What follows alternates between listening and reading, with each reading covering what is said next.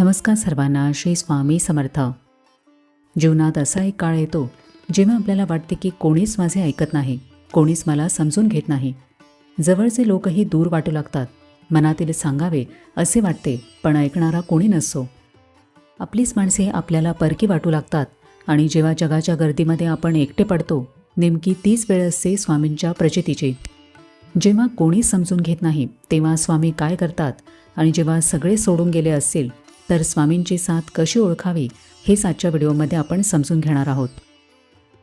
मानवी स्वभाव हा असा आहे की आपल्याला कायम कोणीतरी ऐकून घेणारे हवे असते, पण जेव्हा शब्द अपुरे पडतात किंवा समोरचा माणूस आपले भाव समजू शकत नाही तेव्हा स्वामी आपल्या अंतर्मनामध्ये कार्य करायला सुरुवात करतात.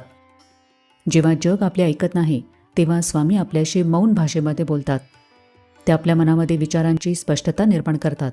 आपल्या मनात अचानक येणारा सकारात्मक विचार किंवा शांतता ही स्वामींची पहिली कृती असते. कोणी समजून घेत नाही याचा अर्थ असा की स्वामी आपल्याला जगाकडून अपेक्षा करणे थांबवायला शिकवत आहेत. ते आपल्याला स्वतःच्या आतमध्ये बघायला भाग पाडतात. लोक आपल्याकडे पाठ फिरवतात कारण स्वामींना आपली शुद्धी करायची असते. गर्दीमध्ये आपण स्वतःला हरवतो, पण एकांतामध्ये आपण स्वामींच्या अधिक जवळ जातो. स्वामी नेहमी शांतपणे ऐकत असतात.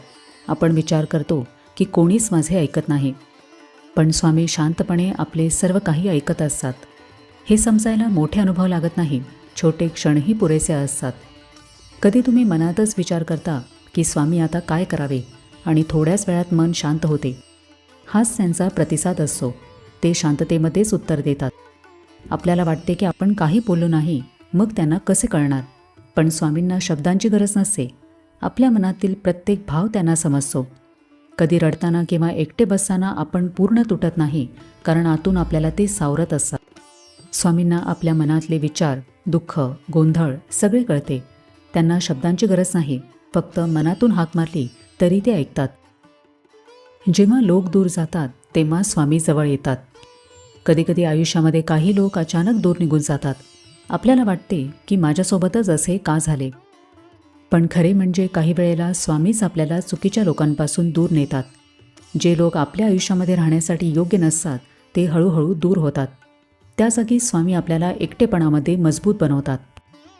जे लोक आपल्याला समजत नाहीत, आपल्याला दुखावतात किंवा आपल्या मार्गामध्ये अडथळा ठरतात, त्यांना स्वामी हळूहळू दूर करतात. सुरुवातीला एकटेपणा जाणवतो, पण त्याच काळामध्ये स्वामी आपल्याला आतून मजबूत करतात. आपण स्वतःला ओळखायला लागतो, स्वतःशी जोडले जातो. कधी लक्षात येते की आधी जिथे आपण तुटत होतो तिथे आता आपण शांत राहू शकतो.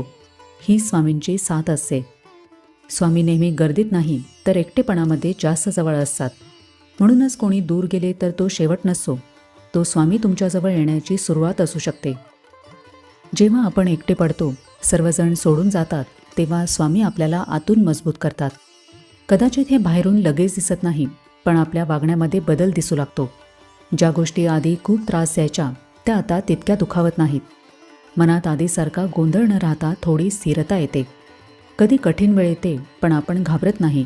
थोडे थांबतो, विचार करतो आणि पुढे जातो. आधी आपण लगेच तुटायचो, पण आता स्वतःला सावरायला शिकतो. ही सातली ताकद म्हणजे स्वामींची साथ असते. स्वामी आपल्यासाठी सगळे सोपे करत नाहीत, पण ते आपल्याला इतके सक्षम बनवतात की आपण परिस्थितीला सामोरे जाऊ शकतो. हळूहळू आपल्याला जाणवते की आपण आधीसारखे राहिलो नाही, आपण अधिक शांत आणि मजबूत झालो आहोत. हे बदल बाहेरून नाही तर आतून घडतात आणि हे स्वामींचे खरे काम असते. एकटेपणामध्ये स्वामींची साथ कशी ओळखावी हे समजण्यासाठी बाहेर काही मोठे घडणे गरजेचे नसते, तर आपल्या आतील बदलांकडे लक्ष द्यावे लागते. जेव्हा आपण एकटे असतो पण तरीही मन पूर्णपणे तुटत नाही, आतून हलकी शांतता जाणवते, तो स्वामींचा आधार असतो. कठीण परिस्थितीतही अचानक योग्य विचार मनात येतो, निर्णय स्पष्ट होतो किंवा सगळे ठीक होईल असा विश्वास निर्माण होतो. ही त्यांचीच कृपा असते. एकटेपणा असूनही जर आपण स्वतःशी बोलतो, नामजप करावासा वाटतो आणि त्यातून मन हलके होते, तर समजावे की स्वामी आपल्या सोबत आहेत. आता मी संपलो असे वाटत असतानाही दुसऱ्या दिवशी पुन्हा उभे राहण्याची जी जिद्द मनात निर्माण होते, ती शक्ती म्हणजे स्वामी असतात. एकटेपणामध्ये निराश न होता अचानक मन शांत होऊन योग्य विचार मनात येणे, एखादे उत्तर मिळणे, हे सगळे स्वामींच्या मार्गदर्शनाचे चिन्ह असते. जर एकटेपणामध्येही आपले मन हळूहळू शांत होत असेल, परिस्थिती कठीण असूनही आपण टिकून असू, आतून एक विश्वास वाटत असेल की सगळे ठीक होईल, तर समजावे की स्वामी आपल्या सोबत आहेत. जेव्हा मार्ग सापडत नसतो आणि एखादी अनोळखी व्यक्ती येऊन मदत करते किंवा रखडलेले काम योगायोगाने पूर्ण होते, ती मदत म्हणजे स्वामींचे अदृश्य अस्तित्व असते. एकटेपणा म्हणजे शिक्षा नसते. आपल्याला वाटते की एकटेपणा म्हणजे दुःख आहे, पण खरे म्हणजे ती स्वामींशी जवळीक साधण्याची संधी आहे. आपण माणसांवर अवलंबून राहतो. स्वामींना हवे असते की आपण फक्त त्यांच्यावर अवलंबून राहावे. एकटेपणामध्ये रडण्यापेक्षा स्वामींना शरण जावे. जिथे आपला अहंकार संपतो तिथे स्वामींचे कार्य सुरू होते. स्वामींना हाक मारण्यासाठी मोठ्या आवाजाची किंवा अवघड मंत्रांची गरज नसते. त्यांना फक्त आपला शुद्ध भाव हवा असतो. म्हणूनच स्वामींच्या फोटोसमोर बसा किंवा डोळे मिटून त्यांचे ध्यान करा. त्यांना सांगा की स्वामी, आता माझे कुणीच नाही, आता फक्त तुम्हीच आहात. जेव्हा आयुष्यामध्ये असा काळ येतो की जेव्हा सगळे सोडून जातात, कोणीही साथ देत नाही, तेव्हा मन पूर्णपणे खचून जाते. अशा वेळेला माणूस बाहेर आधार शोधत राहतो, पण खरा आधार हा स्वामींजवळ असतो. महाराज आपल्या भक्ताला कधीही एकटे सोडत नाही. ते आपल्या मनामध्ये धैर्य निर्माण करतात, विचारांना स्थिरता देतात आणि योग्य मार्ग दाखवतात. बाहेरच्या लोकांनी साथ सोडली तरी स्वामींची साथ कायमस्वरूपी असते. आपण अनेक वेळेला अनुभवतो की अचानक परिस्थिती सुधारते, योग्य निर्णय घ्यायला मदत मिळते. हे सगळे स्वामींचेच कार्य असते.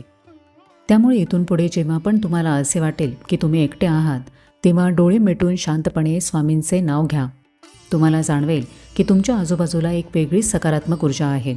कारण माणसे येतात आणि जातात, पण स्वामींचा आधार हा कायमस्वरूपी असतो. तर आजच्या व्हिडिओमध्ये आपण हे पाहिले की जेव्हा कोणीच समजून घेत नाही, तेव्हा स्वामी काय करतात आणि सगळे सोडून गेल्यावर स्वामींची साथ कशी ओळखावी. तर कसा वाटला आजचा व्हिडिओ हे मला कमेंट करून नक्की सांगा. आपण भेटूया आता पुढच्या व्हिडिओमध्ये. तोपर्यंत सगळ्यांना श्री स्वामी समर्थ.